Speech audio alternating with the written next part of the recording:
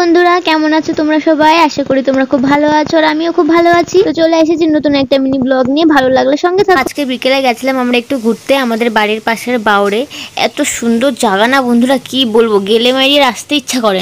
দেখো কত সুন্দর ওয়েদারটা, চারিদিক পুরো সবুজ সবুজ, মনটা পুরো সবুজ সবুজ হয়ে গেল। দেখো বোনকে আমি বললাম যে বোন তুই একটু সরে যা, আমি একটু ফটো নেবো। তো ক্যাবলা কি করলো, নিচেই বসে পড়লো। দেখো পুরো মনে হচ্ছে হাঁক দিয়ে বসেছে নিচে। তো যাই হোক, দেখো এই দিকটা কত সুন্দর, সূর্যটা এত সুন্দর অস্ত যাচ্ছে না, মনে হচ্ছে হা করে তাকিয়ে থাকি।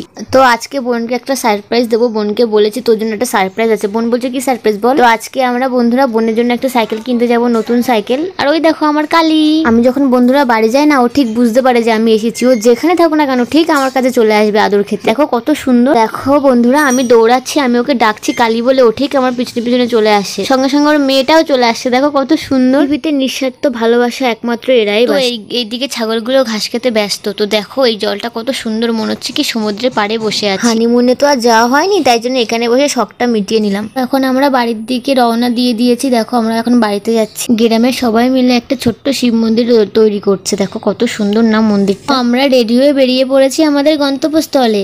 তো দেখো আমাদের গ্রামের প্রাকৃতিকটা কতটা সুন্দর, চারিদিকে শুধু সবুজ মাঠ আর মাঠ, তাছাড়া আর কিছু নেই।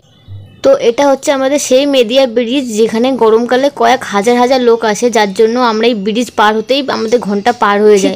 শীতকালে একটা লোক এই ব্রিজে দেখা যায় না। কেন রে ভাই, তোরা গরমকালে প্রেম করতে আসিস, শীতকালে প্রেম করতে আসতে পারিস না? এত লুটুলুটি করিস গরমকালে, শীতকালে তোরা বাড়িতে গিয়ে কি করিস এটাই বুঝে পাই। আমরা যে বারো পরে গিয়ে একটু আড্ডা মারবো, তো ভাইরে ভাই এদের জন্য আমরা গিয়ে একটু বসে আড্ডাও মারতে পারি না শান্তিতে করে। তো যাই হোক, অনেক রাগ দেখলাম এদের উপরে। এদেরও কি দোষ বলো যে এখানে একবার আসবে তার এখানে বারবার আসতে ইচ্ছা করবে। তো যাই হোক, আমরা 7 সমুদ্র 13 নদী পার করে চলে আসলাম সাইকেলের দোকানে। তো এখানে এসে চোখে ধাঁধা লেগে গেল, কোনটা ছেড়ে কোনটা নেব। তো আমি আর বোন তো ডিসাইড করতে পারছি না যে এখানে আমরা কোন সাইকেলটা নেবো আর কোন সাইকেলটা না নেব। তো দেখো বোন কত খুশি। তো অনেক কষ্ট করে একটা সাইকেল আমরা চুজ করলাম। দেখো সাইকেলটা আমরা চুজ করে। তো এখানে বিভিন্ন দামের বিভিন্ন কালেকশনের সাইকেল আছে, অনেক মডেলের সাইকেল আছে, বিভিন্ন কালারের সাইকেল আছে। তো এখানে আমার সব থেকে যে সাইকেলটা বেশি ভালো লেগেছে সেটা হচ্ছে বেবিদের সাইকেল। তো বোন বলছে দিদি তোর যখন বেবি হবে তখন এই সাইকেলটা তোকে আমি গিফট করবো। কত বড় অসভ্য তাহলে ভাবো। তো আমার সাইকেল এখন কোমাতে আছে, ডাক্তারটা ট্রিটমেন্ট শুরু করে দিয়েছে। দেখো টুকটুক করে সবকিছু লাগাচ্ছে আমার সাইকেলে, খুব যত্ন সহকারে উনি ওনার কাজ করছে। দেখো কত সুন্দর। তো আমি এখানে বসে একটু বোরিং ফিল করছিলাম, তো ভাবলাম একটু সেলফিতে পোজ দিয়ে নি।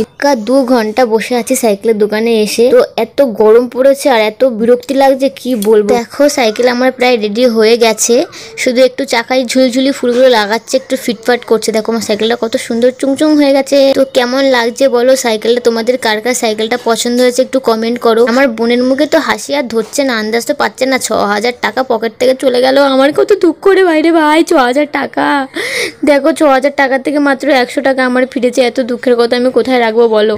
তো ভাবলাম 100 টাকাটা বাড়ি নিয়ে গিয়ে কি করবো। ভাবলাম 6000 টাকা যখন চলে গেল তাহলে ফালতু 100 টাকাটাও আমি হারিয়েই ফেলি। তো 100 টাকাটা নিয়ে চলে গেলাম সন্ধ্যেবেলা স্ন্যাক্স খেতে, মন জিনিসে চলে গেলাম। ভিতরে অনেক ধরনের স্ন্যাক্স রাখা ছিল, যেগুলো দেখে আমার জিভে তো জল চলে আসছে। তো ভাবলাম যে বরের কাছ থেকে কিছু টাকা আদায় করা যাক। তো ওখান থেকে বরের কাছে চলে গেলাম, বরকে বললাম বর আমাকে 100 টাকা দাও, আমি খাবার খাবো। তো বর এত কিপ্তি আমাকে 50 টাকা দিয়েছে। আবার দেখো 50 টাকা দিয়ে পোজ দিচ্ছে, মনে হচ্ছে কি ধুম করে একটা মেরে দিই। আর দুঃখ করে কোনো লাভ নেই, 50 টাকা দিয়েছে। এত কিপ্টে বর। 50 টাকা নিয়ে আমি ড্যাং করতে করতে চলে গেলাম আবার দোকানে। আমার কপালে জুটেছে, আর কি করবো বল। মঞ্জিসে গিয়ে দেখলাম প্রায় অর্ধেক খাবার শেষ হয়ে গেছে। তো ঝটপট করে অর্ডার দিলাম। আমি একটা বার্গার আর একটা চিকেন 65 নিলাম। ওখান থেকে আমাকে কিছু দক্ষিণা দিলাম, আমি দক্ষিণাটা নিয়ে ঝটপট করে বাড়ির দিকে রওনা দিলাম। তো দেখো আমার বোন ড্যাং করে নাচতে নাচতে বাড়ির দিকে চলে গেল, আর আমি আসলাম। আমি আমার বাউনদেবের ঘাড়ে করে ড্যাং করতে করতে বাড়ি চলে গেলাম। আমার কি দুঃখ বলো, কি করবো। বাড়ি গিয়ে তো দেখি আমার বোন উড়ন চন্দ্রের মতো নাচ করা শুরু করে দিয়েছে। মানে সত্যি কথা, গরিবদের যদি একটা স্বপ্ন পূরণ হয় সত্যি এমনই আনন্দ হয়। এই আনন্দটা প্রকাশ কারোর সঙ্গে করা যায় না। তো বোনের আনন্দ দেখে কাকা একটু আনন্দ করা শুরু করে দিল। তারপর বাড়িতে গিয়েও পাক্কা 2 ঘন্টা ধরে এইভাবে ব্যাঙের মতো লাফালাফি করছিল। মানে ওর এত আনন্দ লেগেছে, তো কি বলবো। তো আমারও খুব ভালো লাগছে, ও এত আনন্দ পেয়েছে। তো সবাই মিলে এক এক করে এসে সাইকেলটাকে দেখছে, প্রশংসা করছে, খুব ভালো লাগছে। তো আজকের ভিডিওটা এই অবধি, দেখা হচ্ছে পরের ভিডিওতে। যদি আমার ভিডিও কারো ভালো লেগে থাকে অবশ্যই আমাকে ফলো করবে। Tata bye bye.